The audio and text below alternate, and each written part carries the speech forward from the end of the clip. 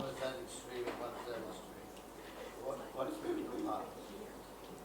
Middle way. Yeah, middle way. Yeah, middle way. What is it? Is the balance between wisdom and method. We will talk about it now. Yes. Sorry for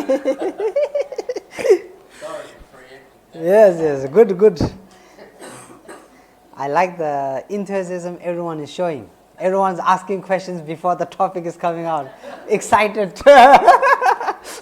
That's good.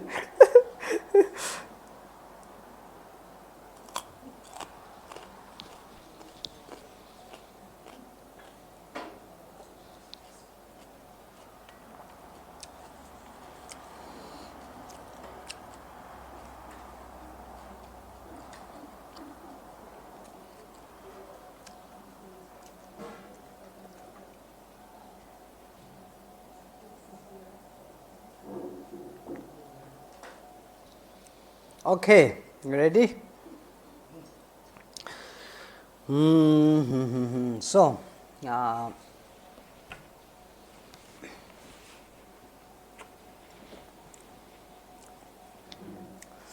so now that we know the concept of conventional truth, how to define if something is conventional, and how to understand the basis of what conventional starts from, or where the conventional comes from, and the concept of understanding what is beyond that conventional, which is the ultimate, and understanding that the ultimate is completely independence, dependence, completely in dependence with the conventional view. And by understanding the reality of conventionality, then coming to as a clearer understanding of ultimatism is. Yeah. So the concept of the view, not the concept, the view of emptiness. Now we talk about the view of emptiness as in the structure of being able to see that things different, like we said, different concepts that can be applied, but we keep it simple for now, and we say let's just talk about the merely label, the concept of merely labeling, right. So understanding that the concept of merely labeling is in existence in the nature of it, because the nature of it shifts based on the labeling, right. The nature of the object, of the subject, or whatever it is, shifts here and there based on the labeling. So the labeling being the what we say, the true form of its existence. It's the object or the subject being merely in existence based on merely labeling, right. And then the conventional part being that it is labeled, right. So we have that very clear. Okay. Now we talk about understanding.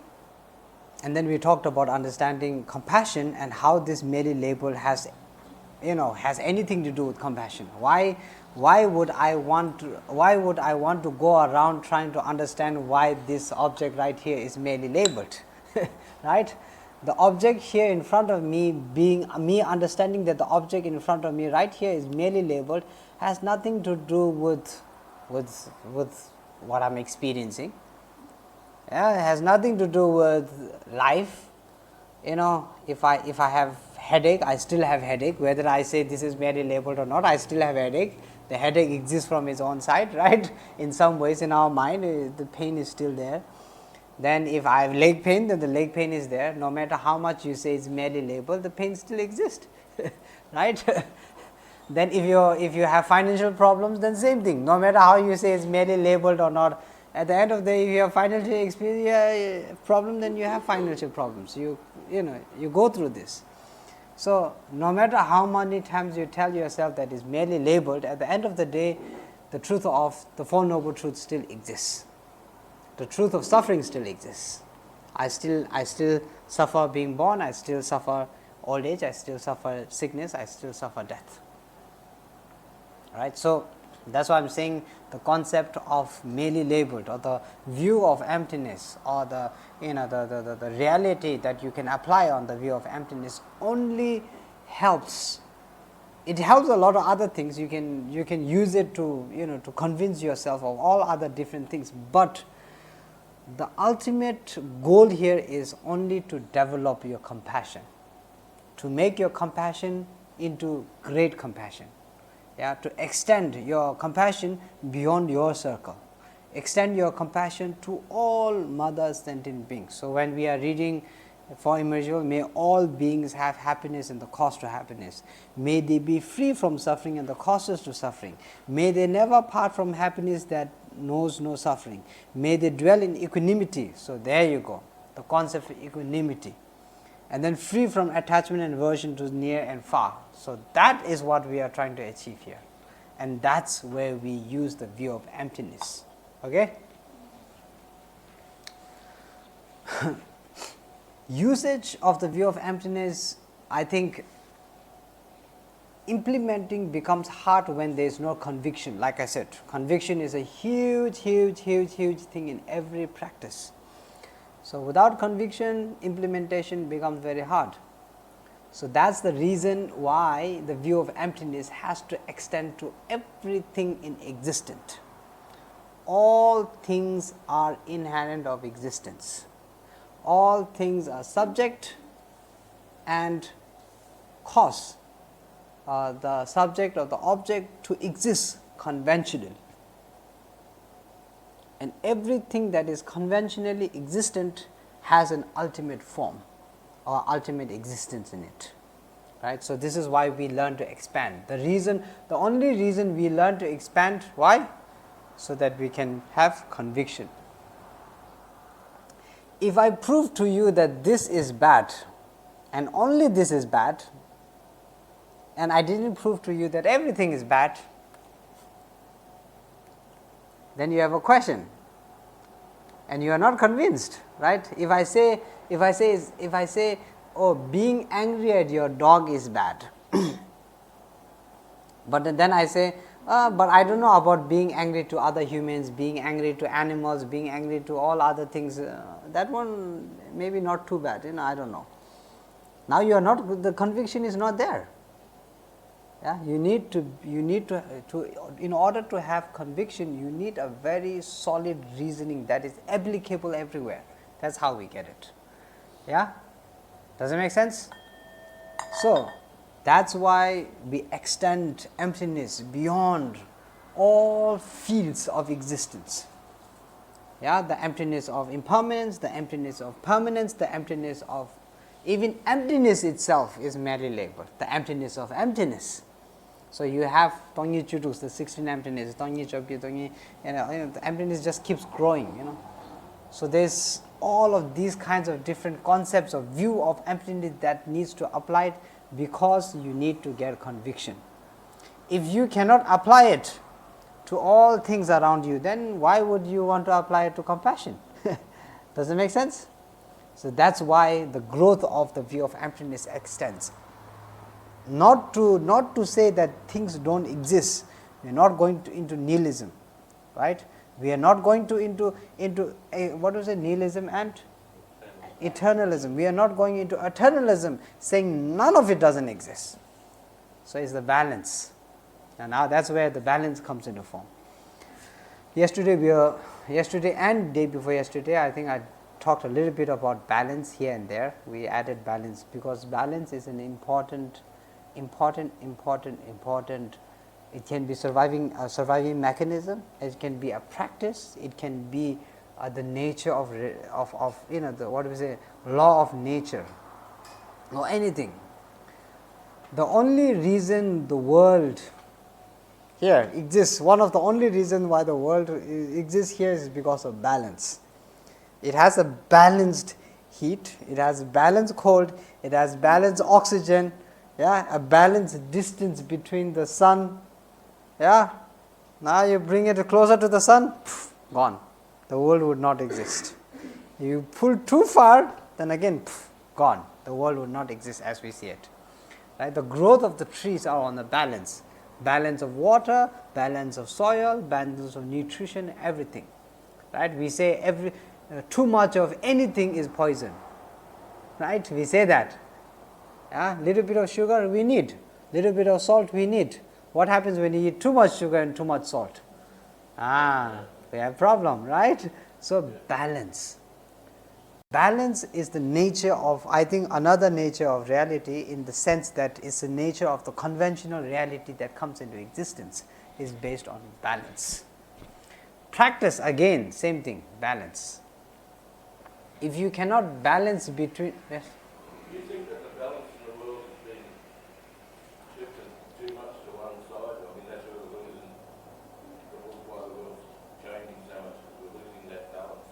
Definitely. We're affecting the balance of nature itself, you know what I mean? Farmers are over producing crops in one paddock.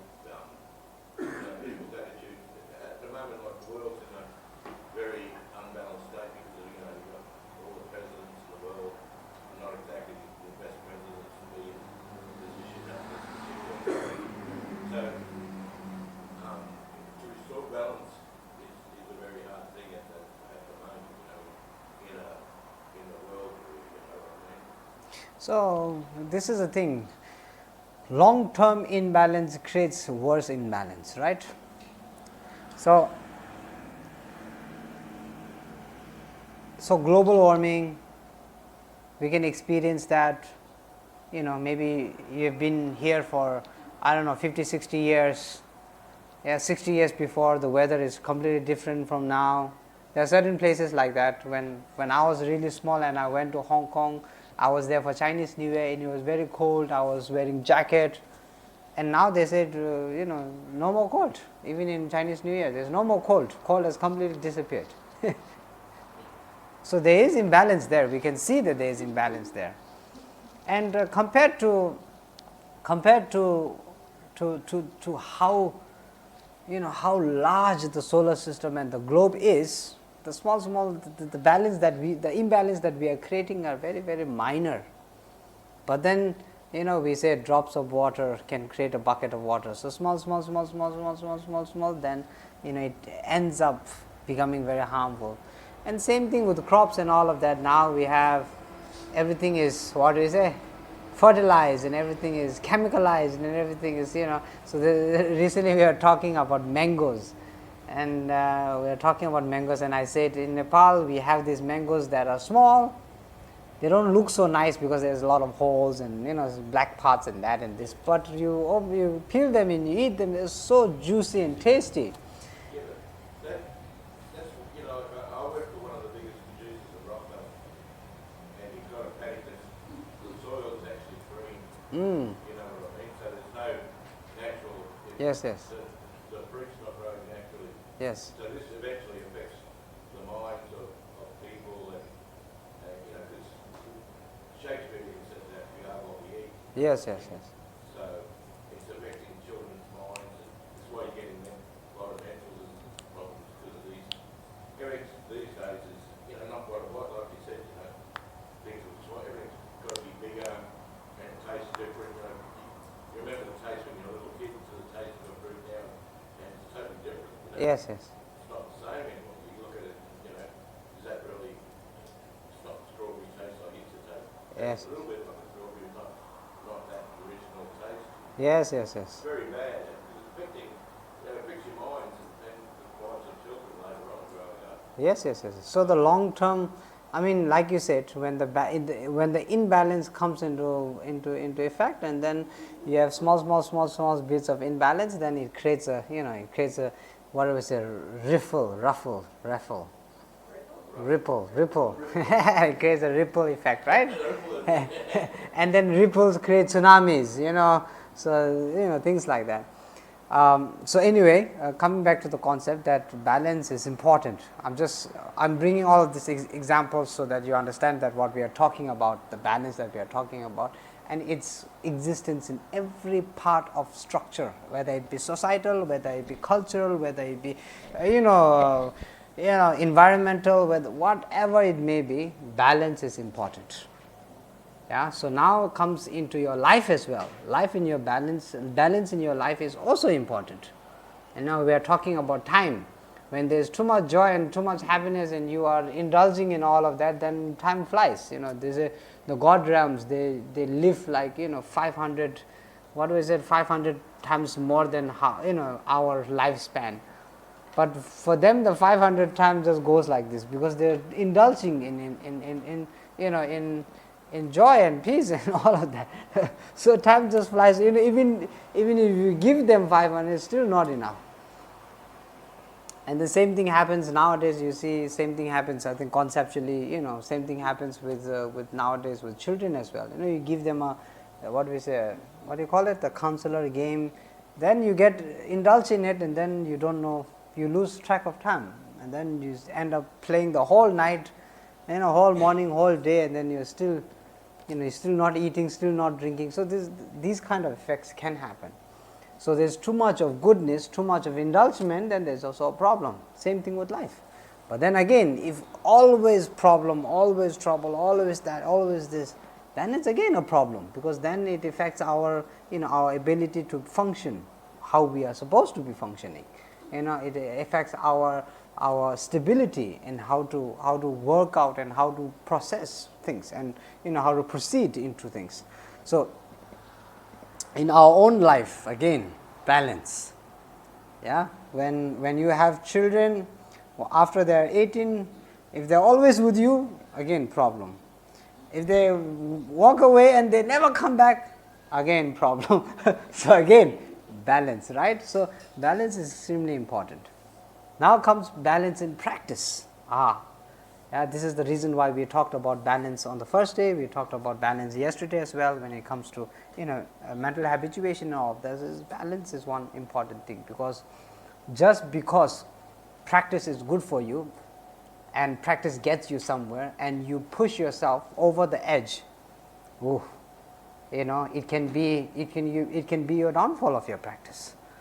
So you need to know. That's why we talked about your your capability and capacity and capacity and limitations. There you go. Your capability. That's why we talked about your capability and your limitations. What does understanding your capability and your limitations do? It helps you understand the balance in your life, even when it comes to practice. So some people, they take I've seen a lot of people like that. They take initiations from here, initiations from there, initiations from there. Yes, I will do this commitment, I will do that commitment, I will do this commitment, and they think it's good. Yes, and they think it's good, and everyone says it's good because you're committing good. So many initiations. Now they have to, their commitment is like 9-10 hours a day. And maybe they can do for 1 day, 2 day, 3 day, maybe some push themselves, they can do 1 week, some even push themselves harder, they do for 1 month, some push themselves even harder, they do for a year. But at a certain time, you come to a point where sitting down 9 hours a day looking at a book, reading it out, becomes too much, right? And then they say, oh no, I can't do. And they stop everything. I don't want to practice Buddhism. I can't do Buddhism. So total 360 shift. So limitation and capacity is important. Why? Because balance is important, right? So there you go. So now comes into the application of the view of emptiness. When you talk about the view of emptiness, we talk about the two extremes, nihilism and eternalism. The middle way is balancing between nihilism and eternalism. We don't want to go to a point where we say, the view of emptiness, nothing exists at all, whether it be conventional, whether it be ultimate, whether it be, because that concept is there. The concept, when you are studying the view of emptiness, that concept is there, where we talk about emptiness in the form of emptiness for every single existent category of existence is is categorized to be applied the view of emptiness on. You can apply the view of emptiness on anything. I can apply the view of emptiness here, I can apply the view of emptiness here. Every single thing that is in existence can be applied, the view of emptiness can be applied to. And that's why it's also very, very powerful. right? When you have hatred, when you have anger, when someone makes you angry, you can apply the view of emptiness. Oh, that guy is merely labeled. In reality, that guy doesn't even exist. Poof.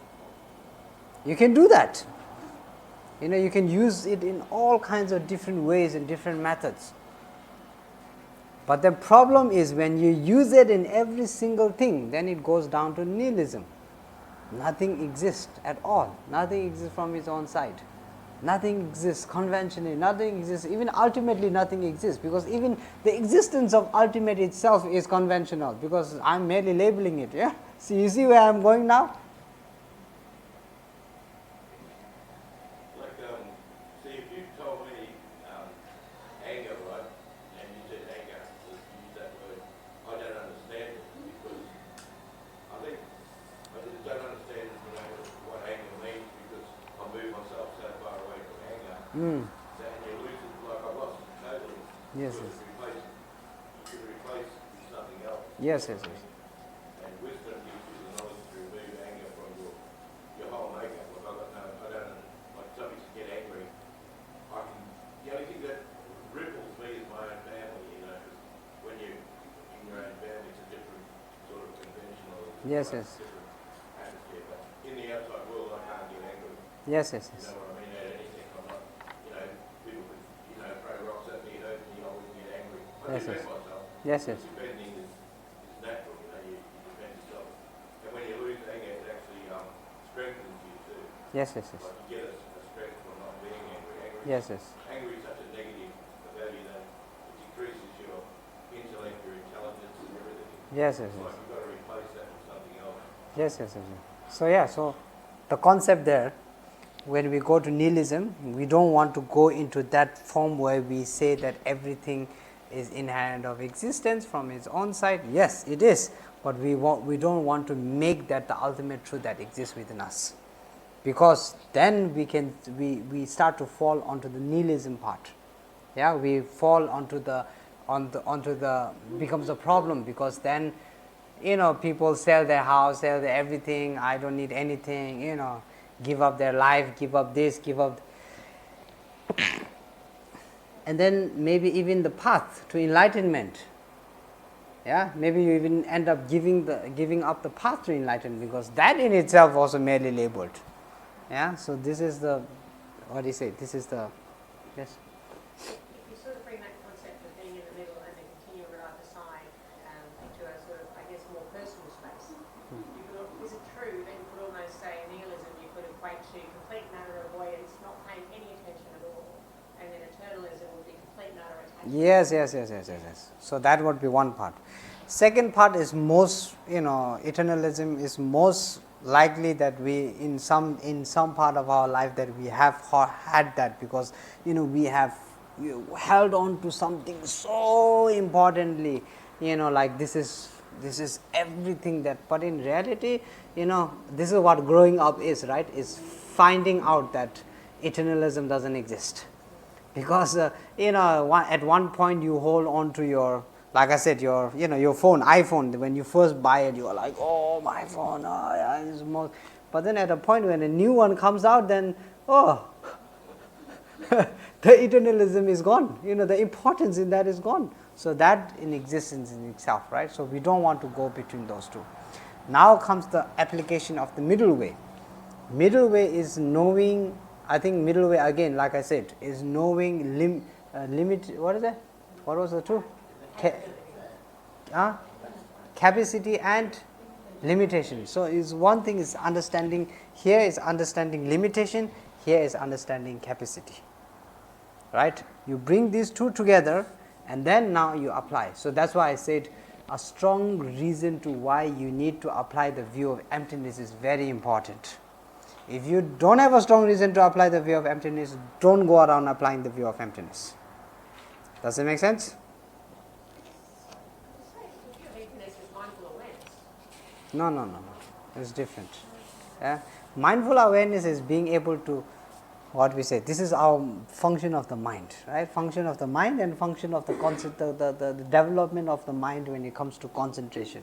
Yeah, you practice shamatha, you practice special insight. What it does, it improves your focus.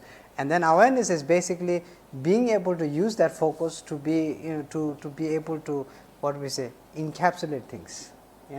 Oh yeah, this much people came, this happened, that happened. This is awareness. Oh, I'm aware of what I'm talking. Oh, I'm aware of what I'm saying.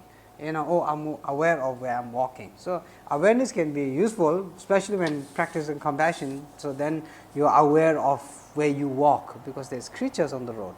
You're aware of what you use, because it affects certain creatures.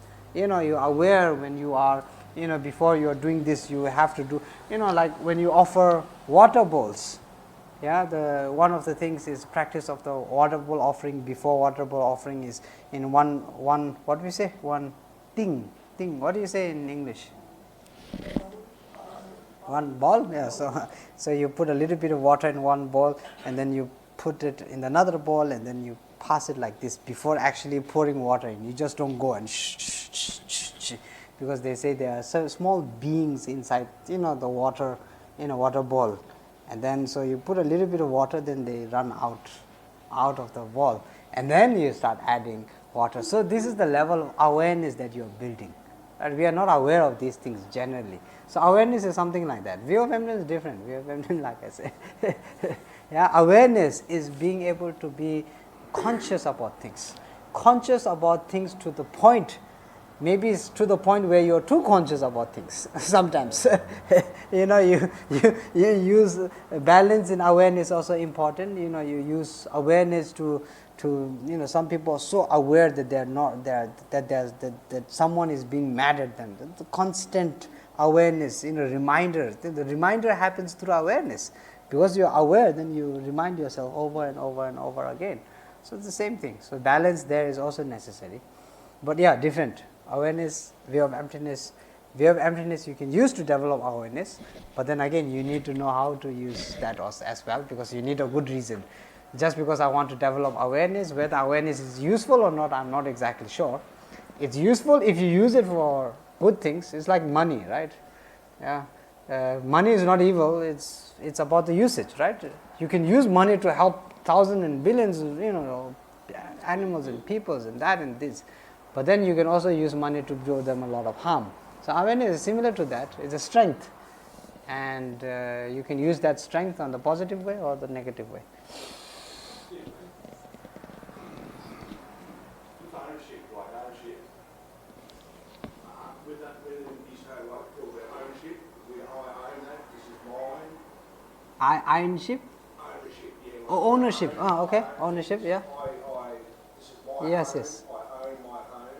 Yes. Is it true that it's just an illusion? You truly do not ever own anything. So that's the merely labeled concept. Yeah, and I found that that's what breaks down a lot of relationships is when people get in a relationship that they similarly have a feeling that they actually own a little bit of you when you get into a relationship, which causes a lot of relationships to break down because all of a sudden you want to improve their habits or you want to then do it your way or do this. So realistically, ownership is something that's a really illusion of the mind, and you shouldn't practice that. Like, that's a question I'm asking. Ownership.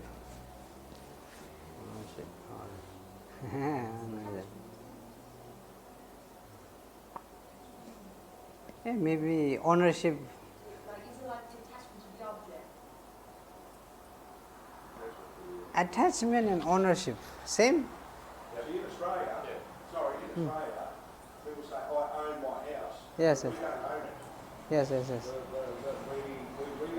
have a title to it. We Yes, have yes, a yes. title that says that that's our property. Yes, yes, But yes. we still never ever own our property. Yes, yes, It yes. belongs to Australia, to the federal. Ah. We only get to look after that while we say it's ours. No one has a house then. Yes, yes, I get the idea. Ownership, attachment, own. What do you think? Own. I think it's the same. Is it? It's I. It's mine. It's like we have it It's forever, I, but me, we mine. don't. We don't have it forever, but we think we do have What if I say, what if I say attachment has to do with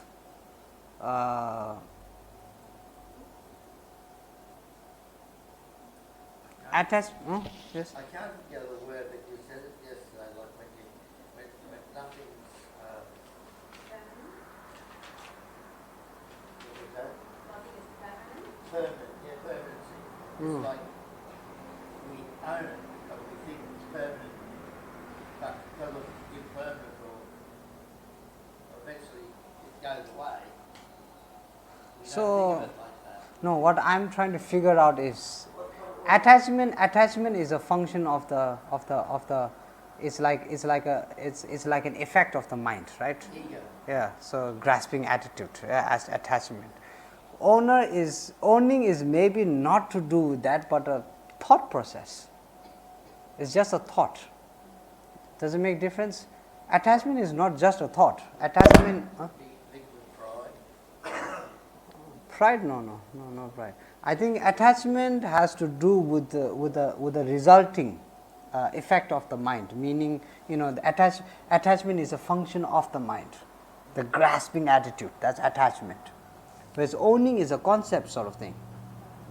It's bigger, it's higher, it's like it's a higher thing. Owning is like through attachment, then you can think you own or something like that. So own. I don't know. Can you see the difference a little bit there? So that's why I'm trying to see if they maybe not exactly in the same category. It sounds quite similar. You can apply ownership to physical objects, like I own this cane, right? Yes. But in life, I might throw the cane away, someone Yes. else might be. So you might not be attached to the cane, but you may own the cane. Yeah, you own it, but you're not, you don't own Does it. it make sense? Yeah. It makes sense? Yeah, what I was going to say. Yes. You can't own anything that's mental, like, I'm me, I'm Paul, and Yes. somebody else is John. Yes. So they're totally two different things. You can't own Yes. a Yes. mental object because that's under them. Yes. Yes. You know Yes. what I mean? There's a balance in that too. Yes. So that's why I think there's a little bit of difference. Yeah. You see? Pronunciation. You see a little bit of difference, yeah. You have the object, but you don't catch yourself. Yes, something like that. Normally, I think this is a good point, okay. Normally, when we are figuring out differences, we always, in the tenets, we use the 4 different labels of understanding. If I am trying to understand the difference between these two, I look at it and I say, okay, let's think about something that is this and that is not this. That's the first one. Then the second one is something that is this but not this. That's the second one. Third one is something that is both of the object. That's the third one. And the fourth one is something that is none of the object. Yeah? You know that? You know that concept? No? So for example, we are talking about ownership and attachment, right? So think about something that is none of those. Like let's say anger, for example. Is anger an attachment? Is anger an ownership? Right? Right? So then you say something that is an ownership and that is not attachment. Like the example that he gave. A cane that he doesn't want. He owns it, but there is no attachment. If someone took it, he's fine with it, right? So now you already start to see the difference. Then now you look at it as something that is an attachment but not owner. Maybe someone else's wife. Oh, I'm attached to or something like that. Or someone else's boyfriend. Yeah? Or maybe someone else's computer or car or phone or something like that. I don't own it, but I'm attached to it. So now you see the difference, right? And then you see something that is both. Oh, my phone, and I'm attached to it and I also own it. So now you start to see the difference. This is one method that we normally debate on and use to categorize what is what and what is not what. Yeah. So now then you start to understand, oh yeah, maybe ownership and what do we say, and attachment is not the same thing. Yeah? Make sense? Something you can use in your daily life when you want to figure out things. Yeah? Yes. So what are we talking about? We are talking about balance, right? Yeah, balance. So now coming back to the concept of application of the view of emptiness, and in view of emptiness towards the construction of. So now we understand that in order to apply the idea of balance in through the view of emptiness, we need to understand that we don't go to nihilism where we say everything is inherent and nothing exists from its own side or from the mind or from this, that nothing exists at all. You can't say that, because in that case then your life would make no sense, your existence would make no sense, practice will make no sense, why, and nothing will make sense. And then you don't go to the point where you say, oh yes, everything is that, everything exists on its own side. Yeah, we don't say that everything is, there's no conventional, everything is ultimate. So then there's the balance. That's why we say there's, in the ultimate truth, there's the two truths. One is the conventional truth and one is the ultimate truth. But both of them are what? Truth. There you go. So both of them are truth. Understanding that the importance of the conventional truth is also inexistent. Just that the application of the ultimate truth sort of like changes that. So when you are applying, we say, that's why I said the main reason why you are applying the view of emptiness is only, and the only reason should be, or explained in the text, it goes, what we say, hand to hand with is compassion. This is fantastic. I've never read that before. Yes? Yeah. So it goes with compassion. Yeah. You want to extend, you want to reach enlightenment, then you need to learn to extend. How do you extend? It's hard to extend unless you have that kind of view, that kind of wisdom. So you use that wisdom in order to extend. Yes. Does the wisdom of understanding increase your compassion, what you understand? Yes. If you had a bowl, to say, of people's emotions, and you dive into that bowl, you experience all their, their pain, their suffering. Seeing it in the ultimate level increases your understanding, of that knowledge. Like, you understand that people in the world that are suffering now, there's a little child crying somewhere, there's people getting hurt somewhere, you can't do nothing about it because you're limited by the conventionalism. Yes. You know what I mean? When you understand that you're just a little speck in a bowl of a greater suffering. Yes. A greater So basically in that category, right? to increase your Yes. understanding. That makes sense, everyone? We all happy with that? Yes? Balance? Can I ask you one thing? Yes? Sorry.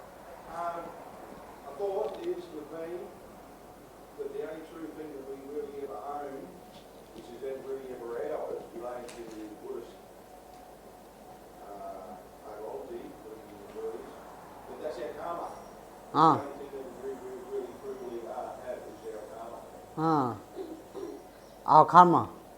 That's the only thing. Is it? Are you sure it is only thing? Karma is what drives us through from life to life. Ah. So How about the mind? well, the mind, as well, karma is the ultimate force of where you're going to be in your next life. Yeah, I know, but the mind. How about the mind?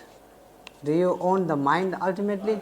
No? Why not? I don't believe you own With your thoughts. No, not thoughts. Thought and mind is completely different. Yeah, when the thoughts is you saying your thoughts that you own, so you can disown them. No, what he's saying is that karma is the only thing that we own, because this is the only thing that we carry throughout our lifetimes, right? One life after another, after another, after another. That makes sense. But then again, what I'm saying is I'm bringing in the concept of mind. Do you think you own the mind? Why not? The spiritual mind belongs to, it's on a different level. The mind's not a physical thing. It doesn't belong. Well, then be careful. In that case, karma is also not a physical thing. Karma comes to, like, at the moment now, I'm getting a lot of good things. Yeah, but that's not karma. That's the result of karma. That's the result of karma. Yeah, that is this. The things that you are getting right now is the result of karma, and these don't last. These disappear. Maybe the mind owns you. Huh? You know, this mind, this consciousness that keeps going, it Ah. owns you. That owns you.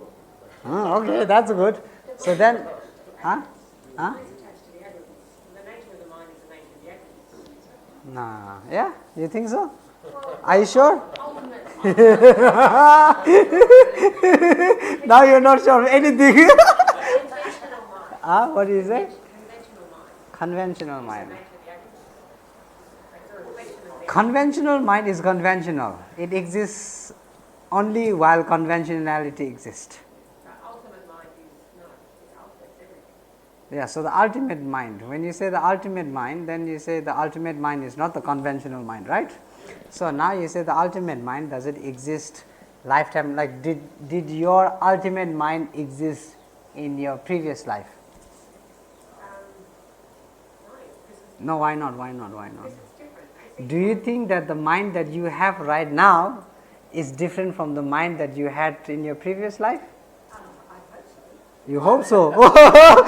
Why do you hope that? Well, because then you're learning how to change and transform. No. But it can change. It's a continuation.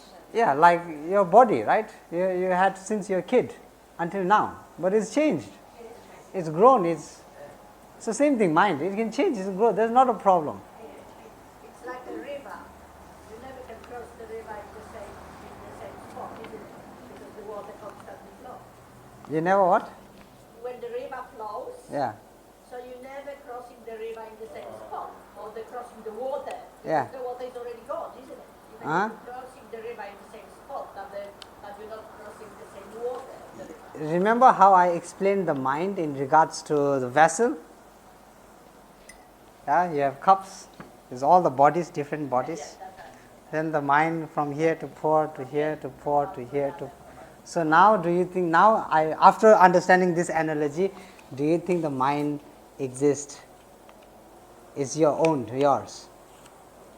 No, I think you're conscious of it, but not so much your mind. Ah, now that's different. You can work with your mind, but Okay. also your conscious. Now, in that sense, then what is the difference between consciousness and mind? Well, the consciousness can go to a different realm. Okay, give me one example that is the mind. Yeah, give me one. Now we go back to the same theory we used. Okay, give me one example that's the mind but not the consciousness. Well, I like sugar, so that's my mind. Sugar. Sugar was what? I like sugar, so that's my mind. You like sugar, so that's your mind. It's not my consciousness. Why is not your consciousness? I was going to say molecule, but that's part of the brain. Yeah, brain is different from the mind. Yeah, that's not. consciousness is the killer because it's probably the ungated link between your mind and your karma. So if your mind and your karma were totally linked and without a conscience, then everything would become very clear very quickly. But because there's separation through Conscious is aware, right? Yeah, be aware. Right? Your awareness Yes, makes yes. you apart from your mind and your... Okay, so conscious is aware. The definition in mind that's given in, let's say, Buddhist philosophy is clear and aware, right? No, aware, mind. We are talking about mind, we are not talking emptiness. So the definition of a mind is clear and conscious. Not conscious, clear and aware. Sleep is what? Sleep is a process. Are you aware? Are you sure you are aware? So when you talk, yes. So there are so many things that are clear and aware. Yeah, mind is not just constructed of one thing. There's 6 primary minds and 52 I think, 52 secondary minds. Holy moly, holy. Huh? Is that to do with all the senses and different So different, yeah, different. There's a lot of that. So yes, please, okay. You know when you began today, when you started out speaking today, I said to you, what about the mind? Because the topic you introduced was, and I can't remember what it is, you said, when did that begin? That was your question when you started speaking today. Oh yeah. And I asked you, whatever it was you were speaking about, my question to you was, well, when does the mind begin? I said Yes. to you, what about the mind? Yes. You didn't understand my question. Ah. But the way you started speaking today, the topic you began on was, when did this start? That was your question to us. Yes. And while I was thinking about that, I thought, well, when did the mind start? Yes. So I can't remember what you began with. Ah. But if you're saying we own it, well, when did it begin? Yeah. So we are debating here. Who owned it? Who owns it? Yes. So we are debating here. Let's just put it in the category that we do own it. Okay. Because when we go to the view of emptiness, then seems like we don't own it. But just for the sake of debate, let's say we do own it. Now the debate, right? What we are debating right now is we are debating whether we own the mind or the consciousness. Those are two. They are saying there's two different things. The mind, what he's saying is the mind is different from the consciousness. Then I said, okay, if the mind is different from consciousness, consciousness is basically aware. And the definition of a mind is clear and aware. So that sort of makes it, makes the consciousness a mind itself. Consciousness basically becoming mind. So we need to really understand the definition of each of those to be able to construct it. Right? Construct the reality of it, right? You want to construct the reality of mind and consciousness. That's why we brought up the 4 different ways to categorize, right? One that is this, one that's not this, one that's this, one that. So you have something that is not the mind nor the consciousness. That's easy. My cup is nor the mind nor consciousness, right? Now we have something that is both. That's easy. Consciousness itself is a mind, maybe. I don't know. What do you think, right? Then we think about something that is a consciousness and not a mind. Now again we think about something that is a mind and that's not a consciousness.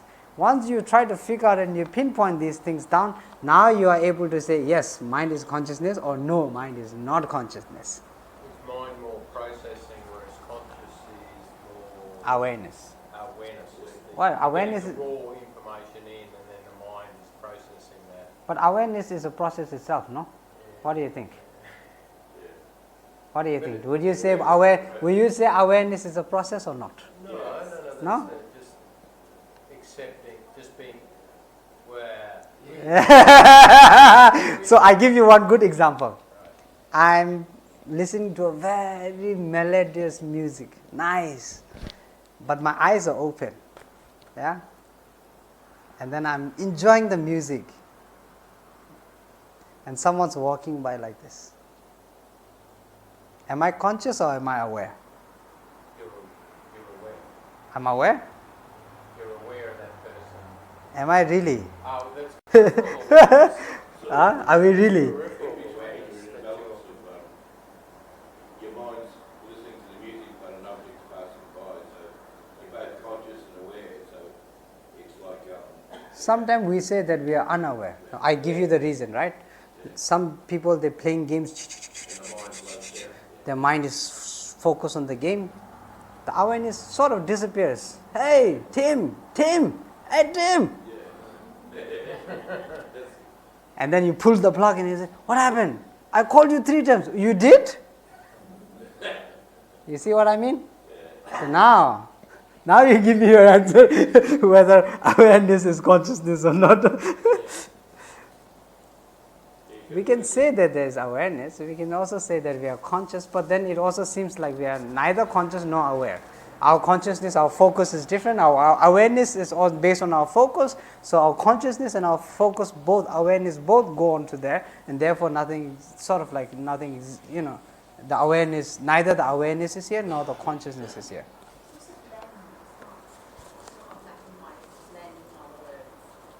It's what? Okay, I give you my theory. My theory is the same. that awareness is consciousness and consciousness is awareness. That's what I would, if you were debating with me, that's what I would put on the table. That's one of the reasons why I first started debate, because because you separated it. So I was like, oh, are you sure it's separate? So, but there's something to play around with. Buddhism is so interesting. Like I said yesterday, it's like a Lego. You start playing with it, so many things to figure out. No, absolutely what you described is clear and empty. So when we do these meditations, for example, on refuge, and then on the end, we say that the Sangha,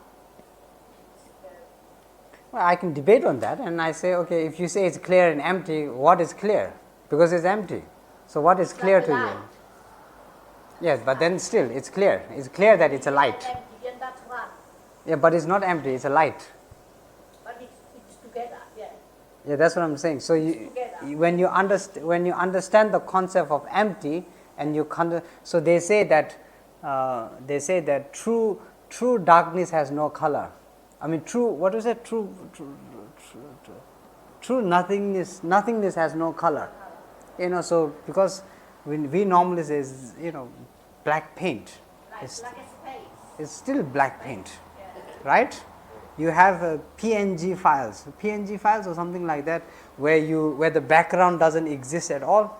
In the computer, you see them as lines. There's no color, there's no white, there's no black. It just shows like lines. And then when I pick the image up and put it down, then only the image comes into existence here.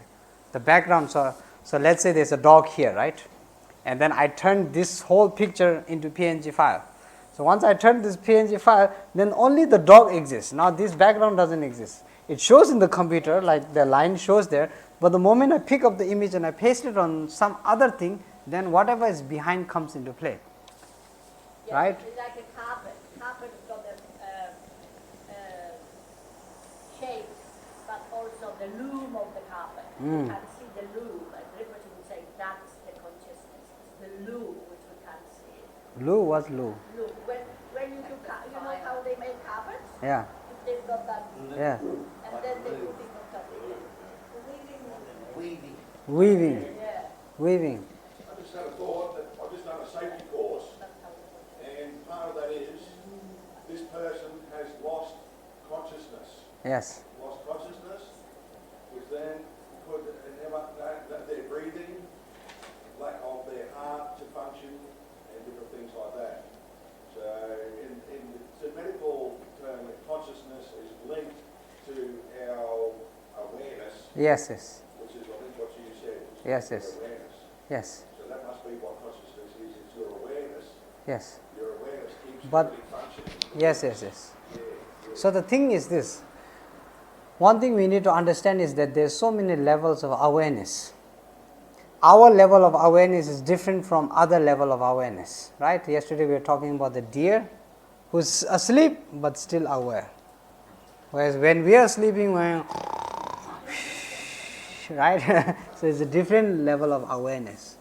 So sometimes, I mean, it's like I said, it's debatable, but then if you look at the mind in the sense that awareness comes into play, then you can say that even when we use the term unconscious, because like let's say when you are sedated, right, when you are under the knife operation, you are unconscious, right, but then the level of consciousness, whether the function of the body happens based on the level of consciousness or not. Right? Because the function of body is still there. The blood is still being pumped. Right? Your body is still running. Right? Things are still happening. Maybe someplace there's some digesting happening. Someplace there's some, poop and all of that getting collected.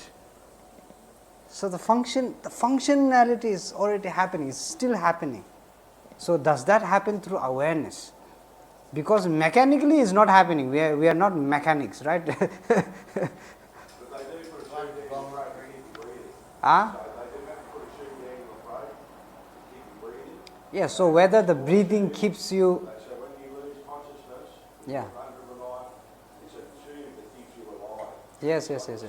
yes. Yeah, So whether the tube that keeps you alive to keep you breathing gives you the amount of oxygen to your brain to work, keep on working.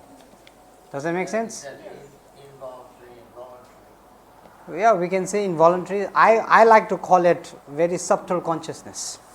Sorry? Subtle consciousness. So you're conscious, but you're conscious on a very subtle level that you don't realize you're conscious. So would you say the same thing for sleep then, that you're actually conscious at a very subtle level when you're... Yes, yes, because if I come to your ear and I bang something, you go. If the consciousness was not there, then this wouldn't happen. And if when we go like under an anaesthetic, Yes. when we wake up, we still have our memories from before. So Yes, there must yes, be yes. something that's Yes, still- yes, it the hasn't been continuity, the set, conscious there's continuity still is there. continuity. Yes, yes, yes. Ah, good point. So they also talk about conscious continuity. Yeah, Cheshe, Rigpa, Lo, these are all concepts of continuity. Cheshe is, Tony, what we say, the memories that have been passed down. So the continuity happens there. And the same thing with people who, there are people who, this is how we say one way of proving that the mind goes from one place to another is that we have child prodigies. You ever heard of a child prodigy? Yeah, they don't have much experience, but they are very good at it.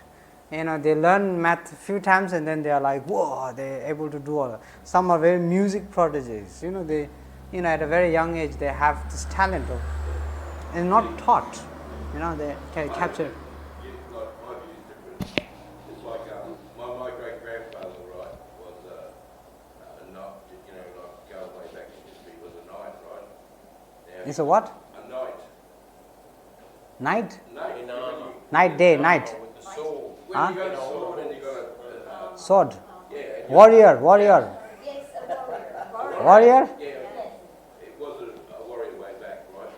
Now, in Hereditary, I know that I've developed his mindset, right? The values of a knight is the same values I have, right? Warrior.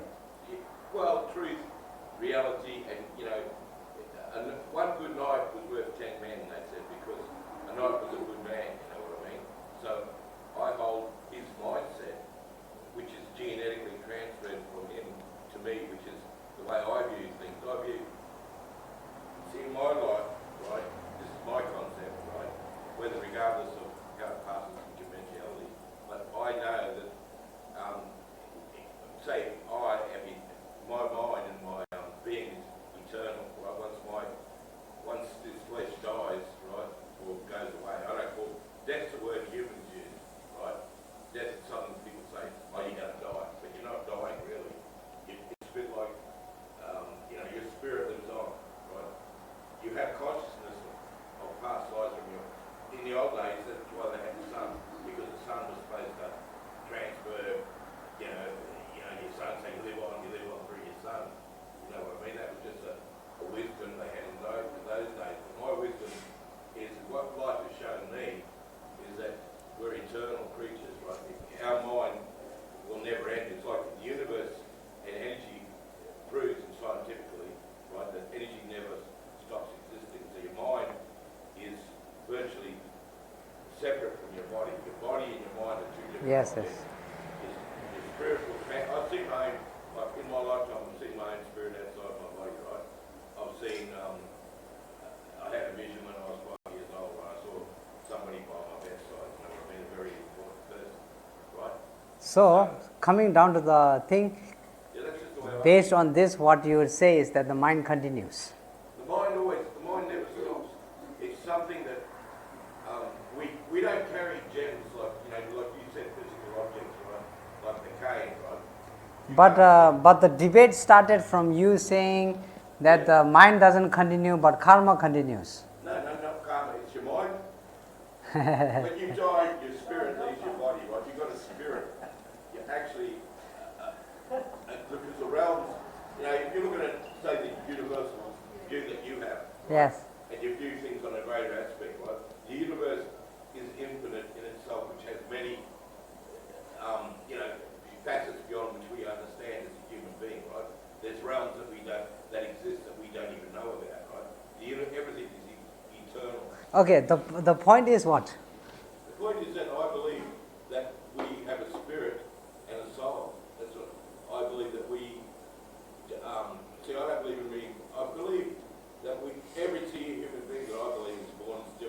Yes, yes. And that we. there's no- And if I ask you what is spirit, then what do you say? Spirit is your essence of your soul. Your soul is something which you develop over a lifetime of, like you can distinguish it like anything, you can get a cup of water and tip it on a fire and empty it.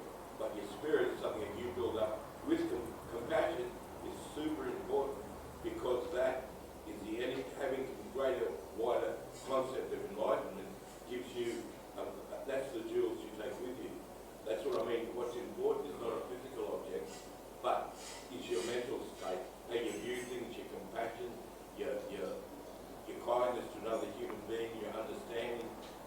That is super important because that, in the end, that's all you have. It's not like you can take physical objects and it doesn't exist for a long time, but you're a spirit. Okay, okay. What's the Buddhist view on a spirit? So the concept, I think it depends. Spirit in Buddhism, the concept of spirit is a little bit. Yeah, conceptual. Yeah, it's a little bit. What do you say? Not as same as the concept. I think they talk in Christianity. Sorry, can you repeat that please? Not as the same as they talk in Christianity. Yeah, we talk about soul, spirit, and essence. He was talking about essence as well. It's a little bit different. Yeah. So the consciousness is basically the full form. Okay, we talk about the Buddha mind, right? And the nature, like I said, the definition of the mind being clear and aware. Yeah, we always explain the mind to be like the sky, right? It's large, it's huge, it's that, it's this, but then temporarily it has clouds covering it. Yeah, our ignorance, our delusions, our that, our this. So the matter of the fact is that the true form of the mind is enlightenment. But then it's constructed by delusion and aversion and all of this. And our job is to clear off that, sort of like dust off that. Getting back to the topic of balancing, how can I apply that? Is there a technique or is there a set of skills to learn? Or Balancing is understanding the two extremes. When you understand the two extremes, then you understand what is. you're in the middle. Yes, yes. When you understand the two extremes and you say, okay, this is bad and this is bad, then you learn to balance those two. But then you also say, there are good things in here. So you take the good things from here. There are also good things in here. You take the good things in here. That's the idea. I would say that's the idea of balance. So it's like living moderately. Living? Moderation. Yes, living? Moderation. Not too far this way, not Moderation, that's a good word. Moderation. Moderate, yeah, we use the word moderate. So your ability to moderate brings balance in your life. And is there a practice? Practice is understanding, I think it's knowledge. The more knowledge you have, the more wisdom. The more wisdom and knowledge you have, the more you are able to moderate. The more you are able to moderate, the more balance you are able to bring. If you are hard-headed and you say, no, I don't want to learn, I can't do this, I can't do that, then you are losing the ability to moderate, right? And then if you say, oh yeah, I'm going to accept everything again, you're losing the ability to moderate, right? I'm going to be blind, what do we say, we call it blind faith, yeah. So I'm going to believe everything blind faithfully, then also you are not giving yourself the option to moderate. Moderation works with construction, understanding, logic, reason, right? That's where moderation works, right? That's where what we call, physics comes into play. Moderate, right? And basically physics is also in some forms, I think, to do with balance. The more you are able to balance the number and this and things tend to work out. So similar to the same concept. So this is why the introduction of the 4 different aspects of understanding between 2 objects is important. It gives you the opportunity to moderate what is wrong, what is right, what is maybe it's not wrong or right, maybe it's wrong and right, who knows. So this is the opportunity to moderate. I think we stop here. Yes? Around 1 o'clock. Lunchtime. 12:17. We go to 12:30. Huh? Bit longer. We can go a little bit longer? Needs a bit longer. Yeah. Yeah. Okay. I'm Okay. still cooking upstairs. Okay. Does that make sense?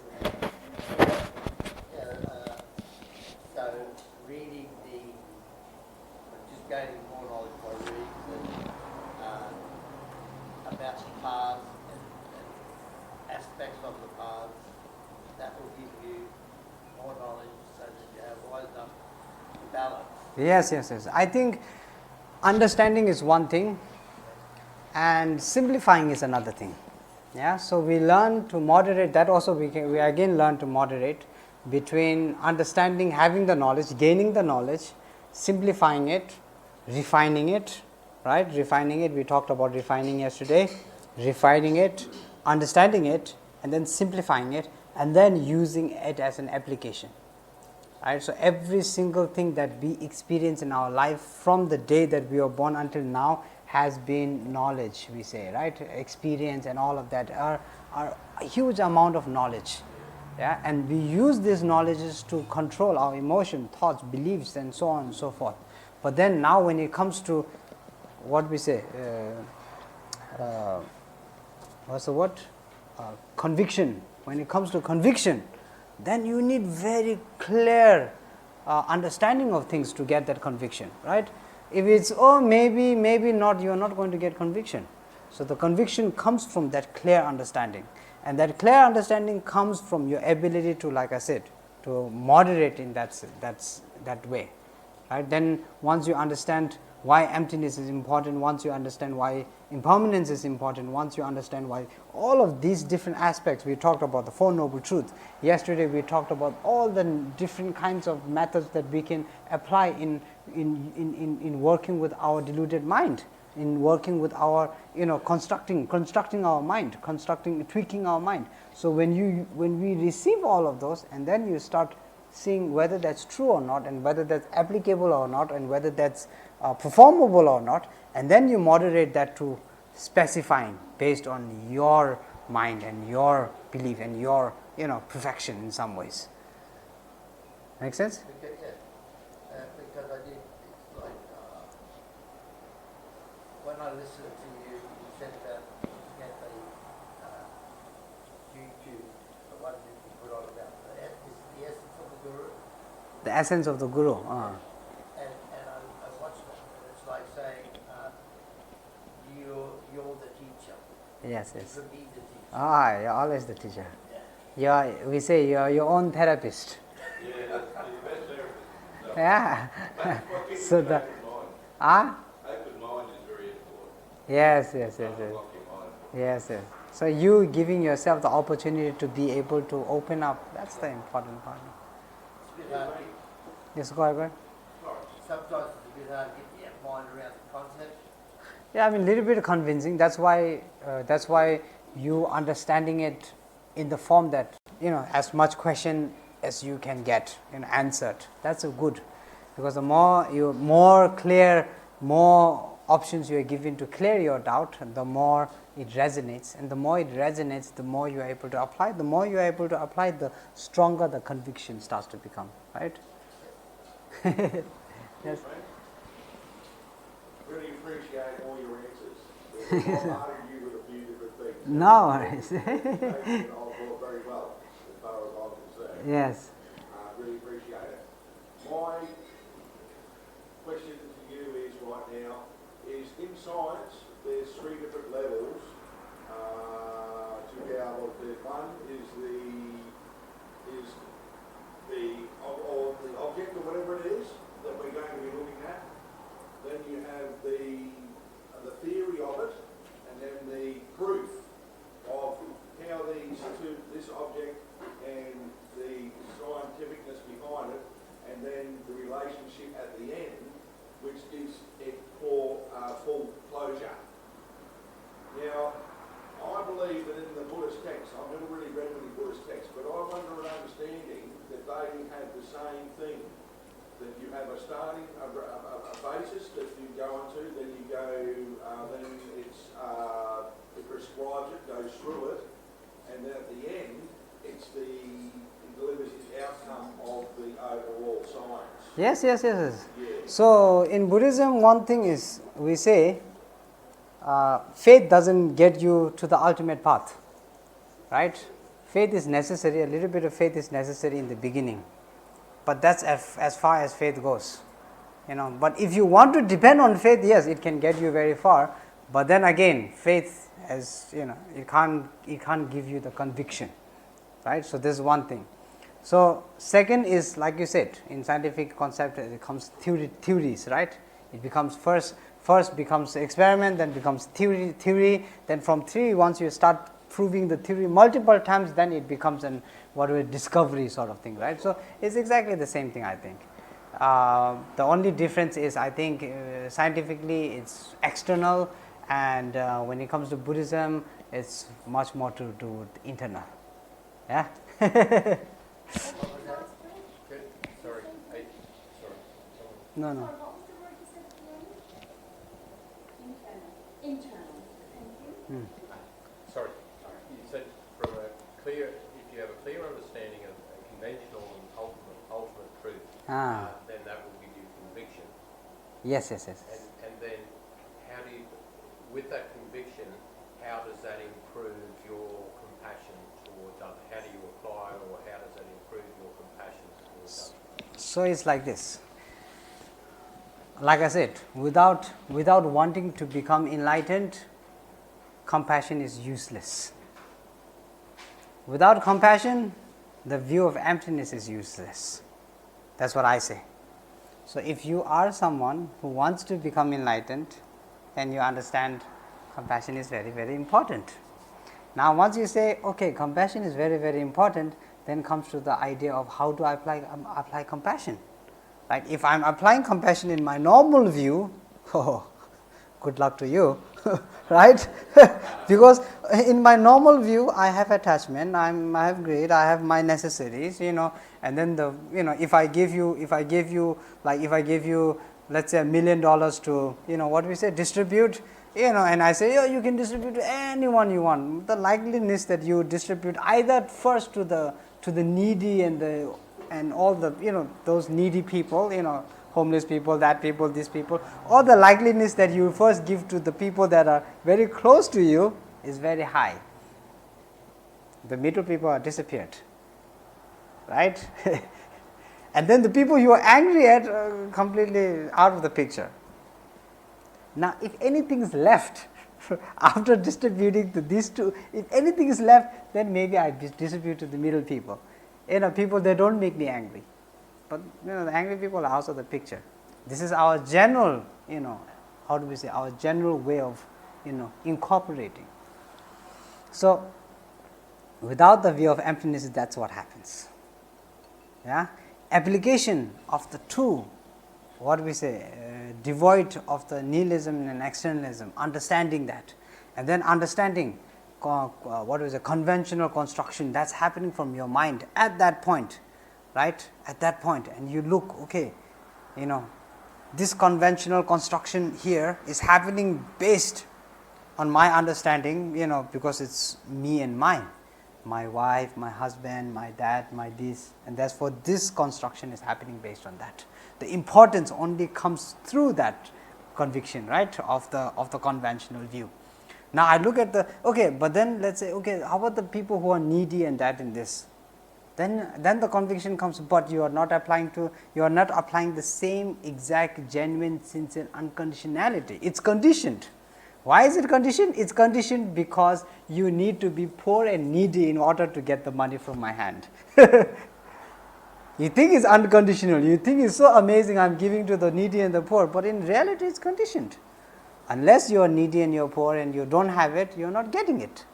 So now again, the whole construct of the genuine, sincere, unconditional love and compassion is not there. Yeah, these definitions don't exist in the compassion that you are giving. So now what do? You apply the view of emptiness to understand that there is no difference, that every single sentient beings connected. And the only reason you are doing this is out of genuine, sincere, unconditional compassion. You don't need any other reason. You don't need someone to look good, you don't need someone to look horrible in order to help, you don't need someone to be poor to help, you don't need someone near to be helped. You help genuinely, sincerely, unconditionally, equally. Equanimity, yeah. All sentient beings. That's where the profoundness comes from, the view of emptiness. Unless that, with our normal judgment, compassion becomes, not compassion, but great compassion becomes pretty impossible. Make sense? So you actually apply it. So when you're thinking about compassion, you're using both your ultimate and conventional. Yes. Yeah, you're understanding that the conventional is conventional, and that you understanding that the conventional is conventional becomes the ultimate view. So when you're applying that turn into love. Does that what? Turn into love. The view of emptiness cannot. Unconditional compassion. Oh yeah, that's already love. I mean, compassion itself is already love. Unconditional compassion is, of course, love. Now there's lot of different levels of compassion, right? We have the 6 causes and the condition. They have all different levels of love. Me caring for a dog is also love. Me caring for human beings is also love. All of these are love. But then that's why His Holiness, when it comes to great compassion, His Holiness calls it the supreme emotion. It's supreme. It's beyond. It's beyond the compassion that we normally talk about. Our normal compassion everyone has, especially to those that are very near and those that they care about. Everyone has compassion to that, right? And it's not hard, it's not hard to love something that you already love, right? It's the hard part is to love something that you don't love. And then you need a lot of convincing to love that something that you don't love. Right? Something that you are angry towards. You need a lot of convincing to show love towards something that you are angry towards. Make sense? Yes? Fantastic. Okay. I need to go to the bathroom, so we're going to have a break. And then I think today was quite good. After lunch, maybe we start discussion group today. Yeah? We are good? And then you want me to cover anything else in regards to emptiness and the Four Noble Truths? Oh, we are good. You have enough? Enough? Okay. You have what? Could we have just a little bit more specific information about the Four Noble Truths? Okay. Yeah. Okay. Okay, we'll do that. Yeah. So we have maybe discussion group after this, and then after the discussion group, then last gathering, and then maybe I'll give you a little bit of more idea on the Four Noble Truths. Okay? Thank you so much.